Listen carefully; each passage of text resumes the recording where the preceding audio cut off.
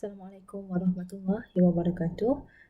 Hai, saya Afzalina Azmi dan dalam video ini saya akan membincangkan contoh soalan statistik dalam matematik tambahan serta penyelesaiannya.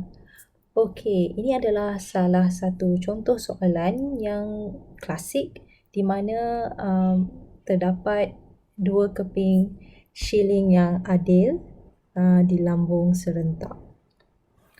K mewakili peristiwa mendapat kepala dan E mewakili peristiwa mendapat ekor.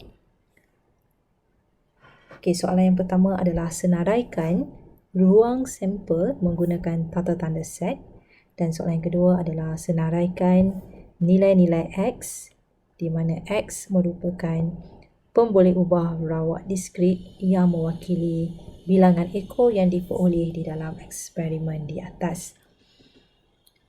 Okey, baik. Sekiranya anda stuck, tidak tahu bagaimana harus bermula, salah satu tool yang berguna untuk anda pakai, alat yang berguna adalah menggambarkan cerita di atas dengan menggunakan gambar rajah pokok ataupun tree diagram. Okey.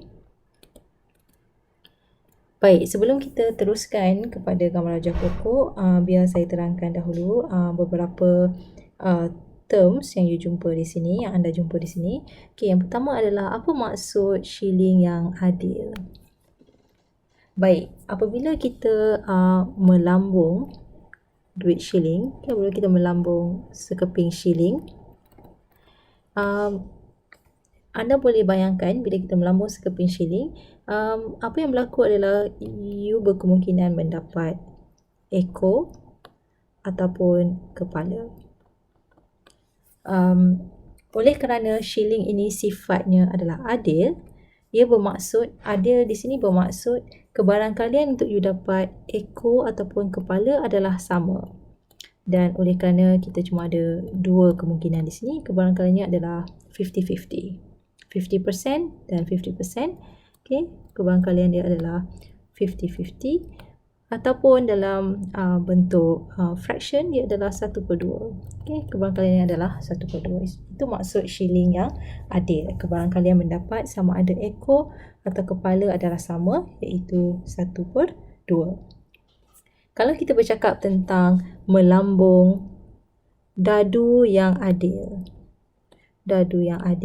kebarangkalian yang kita dapat, kemungkinan yang kita dapat bila kita lambung dadu yang adil, you mungkin boleh dapat nombor 1, you mungkin boleh dapat nombor 2, mungkin boleh dapat nombor 3, nombor 4, nombor 5 dan nombor 6. Ini semua adalah kemungkinan-kemungkinan yang anda boleh dapat bila melambung dadu. Nah, bila sifat dadu itu adalah adil, kemungkinan-kemungkinan dia adalah sama. Oleh kerana kita ada 6 kemungkinan, maka setiap satu ni kebarangkalian dia adalah 1/6, 1/6, 1/6. Semua ni adalah 1/6. Jadi itu bermaksud dadu yang adil, di mana kemungkinan mendapat salah satu daripada kemungkinan ini adalah sama. Okey, baik. Berbalik kepada masalah kita di atas ini. Okey, berbalik kepada masalah di atas. Sekarang kita akan melihat bagaimana eksperimen di atas, eksperimen yang mudah di atas ini kita boleh gambarkan dengan menggunakan gambar rajah pokok. Okey. Fasa pertama yang kita boleh buat adalah kita boleh bayangkan dalam satu eksperimen dia ada 2 shilling. Okay, ini adalah shilling yang pertama dan ini adalah shilling yang kedua. Jadi bila kita melukis gambar rajah pokok, kita boleh bermula dengan melihat kemungkinan yang berlaku pada shilling yang pertama. Okay, apabila kita melambung kedua-duanya serentak, shilling yang pertama ini adalah fasa melihat kemungkinan berlaku pada shilling yang pertama. You akan dapati bahawa shilling yang pertama ini mungkin memberikan kita sama ada kepala ataupun ekor. So, itu adalah bahagian pertama. Now, fasa yang kedua adalah melihat apa yang berlaku pada shilling yang kedua. Pada shilling yang kedua ni adalah stage yang seterusnya. Pada shilling yang kedua, Sekali lagi, shilling kedua mungkin memberikan kita kepala ataupun ekor, kepala dan ekor. Jadi ini adalah gambar rajah pokok yang mewakili eksperimen yang dibentangkan di atas. Okey, jadi apakah maksud ruang sampel? Apakah maksud ruang sampel? Ruang sampel adalah kesemua kemungkinan yang kita boleh dapat di dalam eksperimen tersebut. Jadi ruang sampel ini diwakili oleh kesemua jalan-jalan yang ada di dalam gambar rajah pokok ini. Misalnya ini adalah jalan yang pertama, laluan yang pertama. So ini adalah salah satu kemungkinan. Seterusnya kita ada yang kedua. So ini adalah laluan yang kedua. Kita ada laluan yang ketiga, kita ada seterusnya, ini adalah laluan yang ketiga. Dan kita juga ada laluan yang keempat, iaitu mana nak ambil? Maybe this one. Okay, so ini adalah laluan yang keempat. Jadi kita ada 4 kemungkinan yang kita boleh dapat dalam eksperimen di atas. Jadi keempat-empat ini merupakan elemen di dalam sampel kita. Okay. Jadi kalau kita tulis jawapannya di sini adalah melihat kombinasi mereka. So ini adalah K dan K kombinasi. Shilling pertama memberikan kita kepala, shilling kedua pun memberikan kita kepala. Okay, ini kedudukan untuk shilling pertama, ini kedudukan untuk shilling kedua. Okay. Dan di sini pula shilling pertama memberikan kita kepala, shilling kedua memberikan kita ekor. Seterusnya shilling pertama memberikan kita ekor, shilling kedua memberikan kita kepala, laluan yang ketiga. Dan seterusnya laluan yang keempat, shilling pertama memberikan kita ekor, shilling kedua pun memberikan kita ekor. Jadi inilah dia ruang sampel kita. Okay, ruang sampel kita berdasarkan kepada gambar rajah pokok dia di sebelah ni. Sekarang kita perlu menulis ruang sampel ini menggunakan tata tanda set, dan ini adalah mudah sahaja. Ia sebenarnya dalam bentuk S mewakili ruang sampel.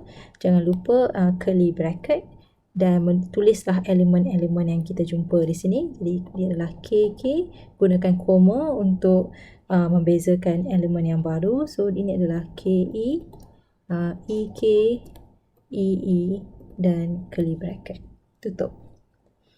So, itu adalah soalan yang pertama. Okey, untuk soalan yang kedua adalah senaraikan nilai-nilai X yang mungkin, di mana X adalah pemboleh ubah rawak diskrit. Jadi, apa maksud pemboleh ubah rawak diskrit ni? Diskrit di sini bermaksud nilai-nilai yang X boleh ambil adalah nilai-nilai adalah nombor yang berbentuk bulat, misalnya nombor 0, 1, 2, 3 dan sebagainya. So discrete di sini bermaksud nombor yang penuh, whole number, 0, 1, 2 and 3. Dan di sini X mewakili bilangan ekor. Okay, so soalan ini bertanyakan apakah nilai-nilai X, apakah nilai-nilai X. Dan X mewakili bilangan ekor. Jadi untuk menjawab soalan ini kita memerlukan jawapan di bahagian A. Kita akan merujuk kepada sampel yang kita dapat di bahagian A. Kalau you lihat di sini, ini adalah elemen yang pertama. Kalau you lihat, ini adalah kepala dan kepala. Tapi X ni apa? X ni mewakili ekor. Jadi dalam kes di sini, berapakah bilangan ekor yang kita dapat? So dalam kes ni bilangan ekornya adalah 0. Di sini pula bilangan ekornya adalah 1, E. Di sini pun bilangan ekornya adalah 1 dan di sini adalah bilangan ekornya adalah 2. Jadi berdasarkan perkara tersebut, kita boleh menulis bahawa X mempunyai nilai 0, 1 dan 2. Okey, baik. Itu sahaja untuk video kali ini. Kita jumpa lagi dalam video akan datang. Terima kasih dan saya harap ini bermanfaat untuk anda semua.